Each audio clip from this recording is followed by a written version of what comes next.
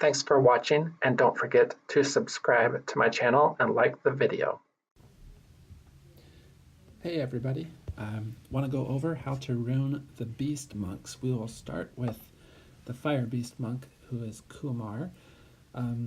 He is a fire tank, and he has a really high HP, as you can see at level 40, 13,000. There's only a couple of monsters in the game that have a higher starting HP than him, and his defense is pretty high as well, so it is very easy to make all of the beast monks into tanks. That's what they're meant for, and their skills, they scale off of their HP. So Trick of Fire, proportionate to your max HP.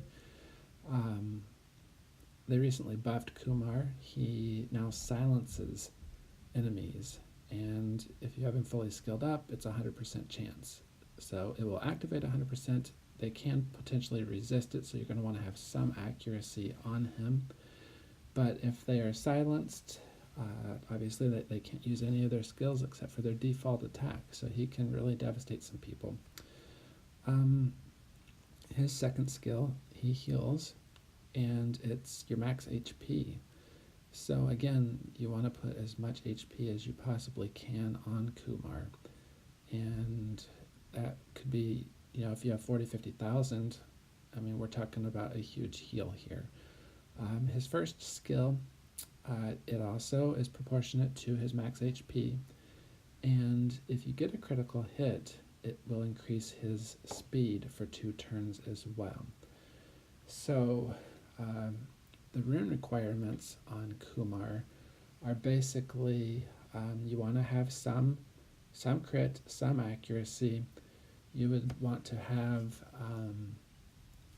obviously HP substats as high as you can get. And I've noticed something here, this little monster info button. You can actually go in here, and if you click on your friends, you can go through and see what some of your friends who have Kumar, what type of rune sets they are using. Now some of them, like this one, I mean, she's missing runes, so it looks like it's a work in progress. But anyway, if you notice, most people have Kumar, of my friends anyway, have Kumar on Violent. And the reason is he is really a unit that you're going to want to use in PvP. You could use him also in PvE. There's no reason why you can't. And Kumar can really work well as a tank. Areas that he's used in, Kumar is used, can be used in the scenarios. He's used in arena on defense. He's a great fire tank. If you're a Lucian and you see a Kumar, he's going to have 40,000 or more hit points in that area. And if you try to Lucian it, you're going to glance. So that deters, Kumar deters Lucian teams. You could use him in the Trial of Ascension. It could be useful when and it's an area of effect. It's an area of effect, Trick of Fire, so it's going to hit everybody. And I could see him being used there. Additionally, he could be used in Rift Raids, Rift Beasts. I don't think you'd use him in Giants because of the elemental disadvantage, but you could use him in Dragons, though it's not going to work against the boss. You can't silence the boss. You could use him in Necropolis, but because he doesn't do multi-hits, I really wouldn't. I see him used all the time in Guild War and Guild Siege. I know he can be used in Labyrinth and in all the different halls, Hall of Magic, Water, Fire, Wind, Light, doesn't really matter.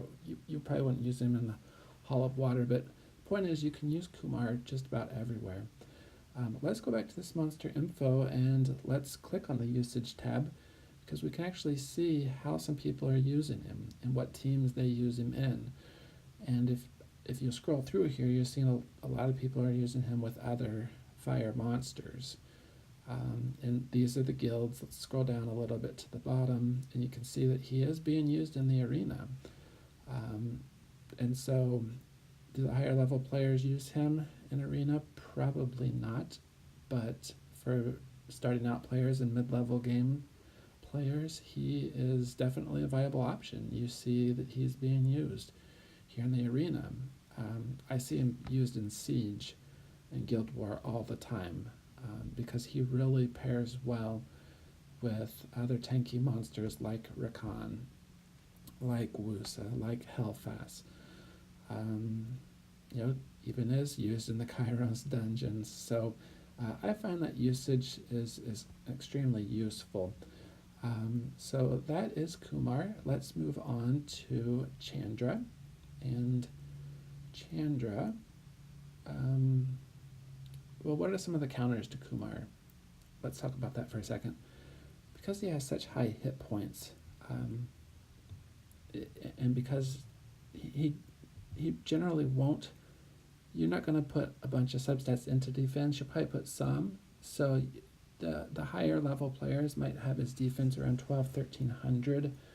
But if you're investing a bunch of substats into defense, you're probably missing out on hit points. So most people have it all into hit points, and they try to pick up, a roll of a 7 or an 8 in defense as a second substat. And so I generally see the Kumars having around, like I said, the best ones around 12 to 1,300 defense. Combined with a ton of hit points, it's he can really do good. Basically, how you beat Kumar is you need to defense break him, and then you need to have a water damage dealer that can really nuke him. Because he has so many hit points, if you don't defense break him, you're not going to kill him in one shot. Unless you have an ignored defense monster like maybe Covenant, the water sniper. There are a few monsters that will ignore defense and could potentially one-shot him, but to be honest, there's not a lot. Of the water monsters that will do that, we're talking about Covenant, potentially Kali as the fire monster, Kali the high elemental, Elena the water high elemental, Taru, he is the light imp champion, Shren the light high elemental, Bulldozer could potentially one-shot him, and then of course bombs are another way to hit him hard and to stun him. But so those are the counters that I would see used against Kumar. He's a fairly decent monster. He wasn't used for a very long time, but not this patch update, but the previous one. The balance patch gave Kumar a buff, and so I would say that he's used a lot more now. Now his base speed is slow, so you really need to get some substats into speed on him, unless you're going to use him with the Leo combo, in which case you can really make him into the best tank possible. All right, let's move on to Chandra. Chandra has a really unique skill here, and I forgot to mention, all of the beast monks have a dungeon leader skill, and it's the highest you can get in the dungeons. For Kumar, 33% critical rate. For Chandra, it's a dungeons of 44% bonus to all of the allies. So that's very good. Now, what makes Chandra unique and special? Again, he has a really high base HP, low speed, decent defense, but Chandra has the same first skill. If you get a critical hit, you're going to get the speed buff. But here's his thing that makes Chandra so unique. He will, a lot of people call it hug, he will escort or defend a unit. And what that does is the escorted, the unit that he is defending takes no damage. And instead, Chandra takes that damage, but it's cut in half, and Chandra will attack or counterattack that unit. So here is what I see a lot of people do with Chandra in this defend. he works awesome if he is in a comp with Jean. When I say Jean, I'm talking about her, okay? Because Jean will provoke all of the enemy for 2 turns, and then what you do is you have Chandra go in here and put the hug or the defend on Jean. And now Jean's going to take no damage at all. It's all going to be cut in half. And if you have Jean on revenge, every time they hit her, Jean's going to be hitting them back on revenge, and Chandra's going to be hitting them. So you can really mess up the enemy teams. And since Jean is a free-to-play unit, you can fuse her. If you've got a Chandra, I would seriously consider pairing him with Jean.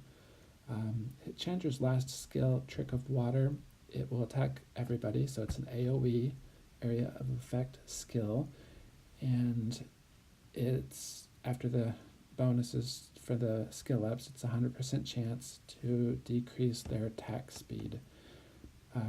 Like Kumar, everything here is proportionate to Chandra's max HP.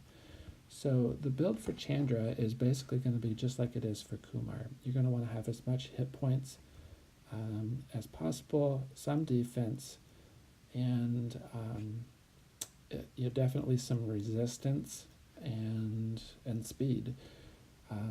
Let's go in here to the monster info, because if you click on here, you can see I personally think you should put all of the beast monks on violent runes, except maybe the last one, Rahul. We'll talk about him in a second. But you can build him as, let's look at this one, TM Kaidi. You can build him as a damage with crit rate or crit damage. A lot of people will put crit rate there since his first skill scales with crit rate. You're guaranteed here to get a critical hit. So that's one way to do it. HP, crit rate. Let's look at somebody else's here. A violent set. You could do a broken set, and you'll see HP, triple HP.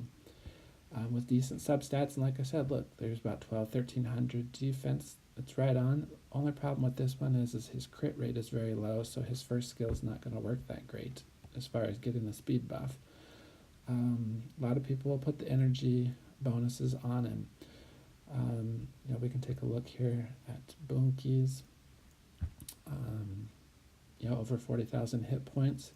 Not great crit rate, but I'm not sure who Bunkies is pairing him with. But anyway, I suggest that you always put him on violent runes, and if you're going to have him in PvP, I would put violent will.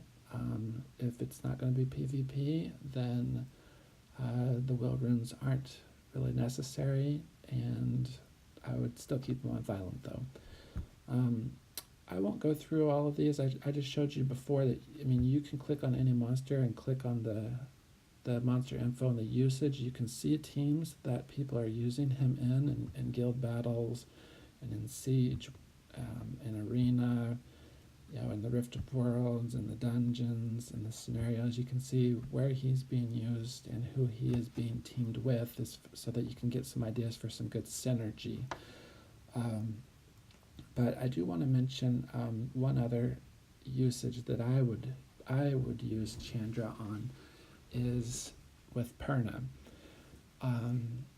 If you've got a team like somebody who will defense break, Perna and Chandra, okay, fill in the blank with whatever defense breaking unit you want, but somebody who can defense break, okay, Perna is going to be able to really hurt that person, and they're not going to be able to kill Perna until they first kill Chandra.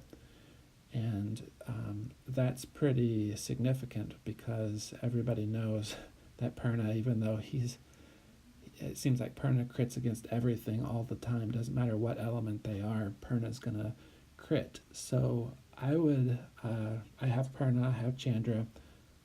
Using Chandra to protect Perna is a great way to handle that. All right, let's move on to the next beast monk, which is Ritesh. Actually, let's talk 1 second about how to counter Chandra. I forgot how to counter. Chandra, you can counter him with a copper pretty easily. If your copper does enough damage, though, you need to make sure your copper is doing 50,000 plus if you want to be confident that you're gonna beat Chandra. Units that will ignore defense are great. There are some wind ones like Odin and Lucian, but there are not many Lucians out there unless you're a very endgame player. There are not many Lucians that between the 3 cards they can do 40 to 50,000 damage. There are some, but not a lot. If you're an endgame player, though, you already know this, and if you're an endgame player, there's still a good chance that you might have enough defense or enough hit points on Chandra that Lucians might not be able to kill you. The other counters to Chandra, since he does put this defense buff on your ally monster, bringing any monster that can remove or strip the buffs is one way. And so, any monster that will strip and remove can negate Chandra's second skill. And so that's one way to handle him. Another way is basically to block heals, is to try to block beneficial effects on him. So, if you can block beneficial effects, you can kind of negate some of his first skill and so forth. But if you're fighting against Chandra, you're going to want to have some immunity. Same thing against Kumar, you're going to want to have some immunity because their third skills do an AoE negative effect, so you'll want to have that. Let's move on to Ritesh. Ritesh, like the other beast monks, low speed, but Ritesh is more of an attack type unit. Notice his defense starting out is lower than Chandra's and Kumar, but his hit points are a little bit better. Ritesh, we've all probably been soloed by a Ritesh before, and he's just one of those types of units that is extremely difficult to kill. Like all of the beast monks, his first skill, it provokes here. It's proportionate to his HP, and if you get a critical hit, it increases your speed. Actually, I forgot to mention that their first skills are a little bit different. Kumar removes beneficial effects. That's pretty awesome. So he will strip with his first skill, and that's pretty significant. If you wanted to go YOLO, you only live once, you might consider putting Kumar on a despair build, on a despair revenge, something like that, where the enemy attacks you, you revenge, you strip whatever effect they have, and you stun them. That could be pretty devastating. Chandra's first skill, it just stuns. Now it's a 30% chance, but it's kind of a built-in stun, so I wouldn't put Chandra on despair. Okay, back to Ritesh. He will provoke. That can be extremely useful when you want to negate the other units. His second skill will heal, just like Kumar, 40%. And since he's got a ton of hit points anyway, 40% is a big heal. But one of the reasons why Ritesh is so powerful is that he has an area of attack defense break. And so it's with the skill ups, it's 75% chance, but he will defense break everybody. And so that's pretty significant. There's a resistance check, so you're going to want to have some accuracy on all the beast monks. You're going to want to have some crit rate, and then basically as much hit points as possible, coupled with some defense substats.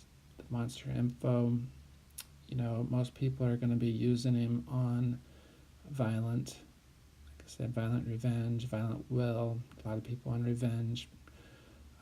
If you need the extra crit rate, of course you could do Blade. Nemesis is another one you could certainly put him on.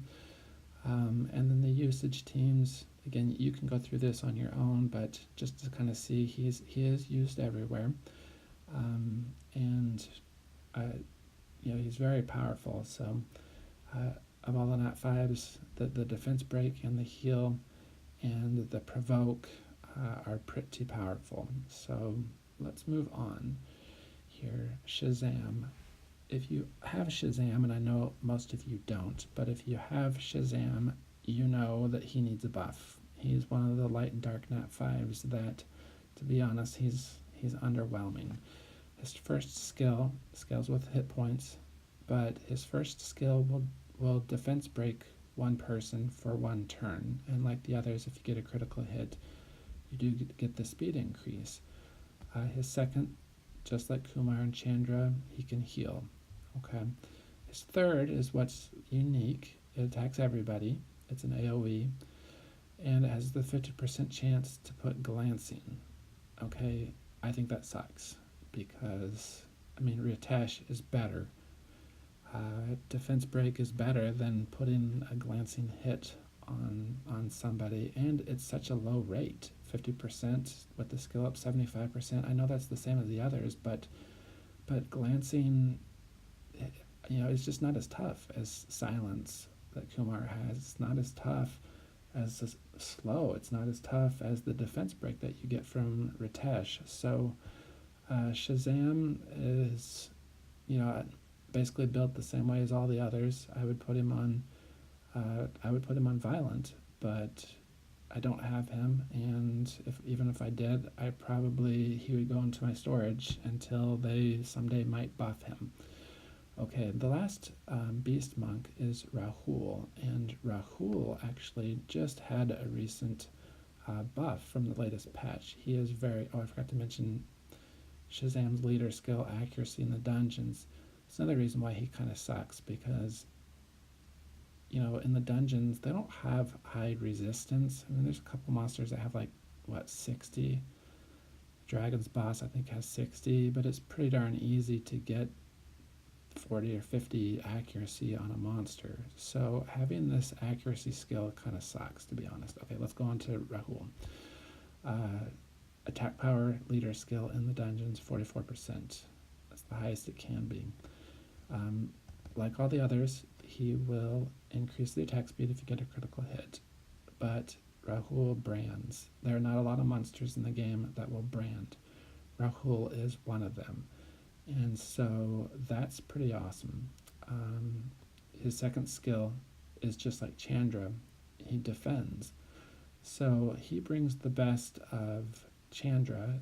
Pair him with Jean, pair him with Perna, pair him with, if you have any of the Panda Warriors and they've put up the counterattack, or Josephine, or anybody who's put up counterattack, if you know that let's say you have Josephine and there's wind units in their team, well, they're going to target Josephine because of the elemental advantage. Well, Rahul puts defend on Josephine, and suddenly Josephine's counterattacking and Rahul. So he's very powerful. I think defend is something that makes him very unique, like Chandra. But this is what they buffed last time, Trick of Darkness. This is an area of effect. After skill ups, it's 100% chance, and it removes all of their beneficial effects, and it blocks beneficial effects for 2 turns. So he is an AoE stripper. That's pretty tough. There are some units that will strip, not a ton that will AoE strip. If you have Rahul, I'm not going to probably spend any more time talking about him, but if you have your Rahul, you're lucky. He is one of the more powerful units. But to be the most powerful, you kind of have to use him because the artificial intelligence does not always defend properly. It might defend it's going to defend the unit that's the lowest in hit points, and that might not necessarily be who you want to defend. So to get the most use out of Rahul, you really need to be controlling him directly. You could put him on defense, but because of the slow speed, he's going to get outsped by other units pretty easily. If you had comparable runes on Rahul compared to just about anybody else, his speed is so slow, he's going to get outsped. So that is the how to use them. That's the Beast Monk. Where do they use Shazam? What areas? They don't. Where do they use Rahul? Just about anywhere. He's good everywhere. Where do they use Ritesh? Basically anywhere. We already talked about Chandra. Counters to Rahul, well, if you can silence him, that's great. You're going to, just like Chandra, all the counters to Chandra are going to be counters to Rahul. You're going to want to silence him if you can, or remove the defend that he's put on somebody.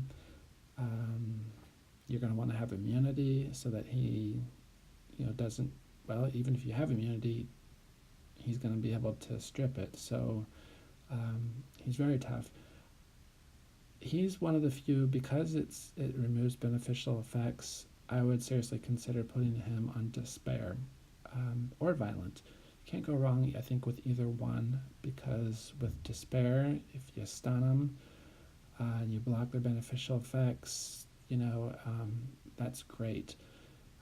Because his speed is so slow, though, he's probably going to be used in teams that look to go on like a second turn team, where you just recognize that you're probably going to get outsped, so you build your team expecting to get outsped, and your guys want to go second.